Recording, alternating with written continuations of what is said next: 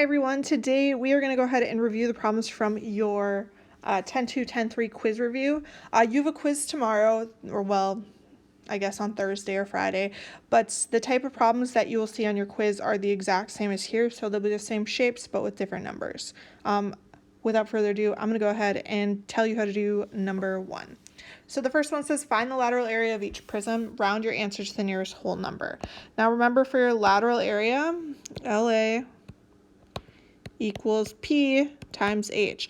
And remember, P stands for perimeter, so notice that over on the left-hand side, you're going to start by finding your perimeter. Now, that's talking about the perimeter of your base. In our case, my base is this trapezoid here.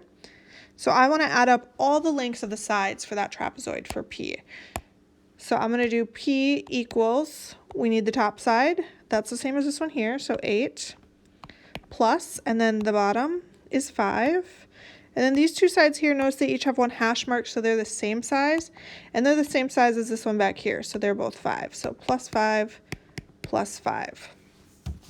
Now if I go ahead and add that together, I have 8 plus 5 plus 5 plus 5. I get 23 as my final answer. So we're going to write 23 in blank 1, and that's going to go right here. All right, the next thing we need to find is our height. Before I do that, I'm going to erase my shape just a little bit so we can actually see what's happening here. Looks like I can't erase my highlighting, but that's okay. We need to find the height. Notice it's the second part of your lateral area or formula, and it's the second thing you need to enter. Now it's talking about the height of your prism. So you're really looking for this distance here. They should all be the same, and notice it's going to be 14. So my second blank, we'll type in 14. And then we have to do that last part, is finding our lateral area. Again, remember we said lateral area was the perimeter times the height. So we can just take the two numbers I found, so 23 and 14, and multiply them together.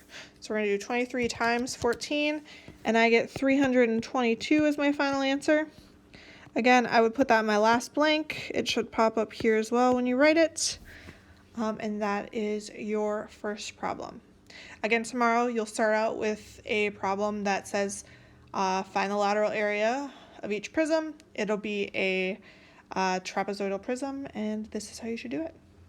Thanks for watching.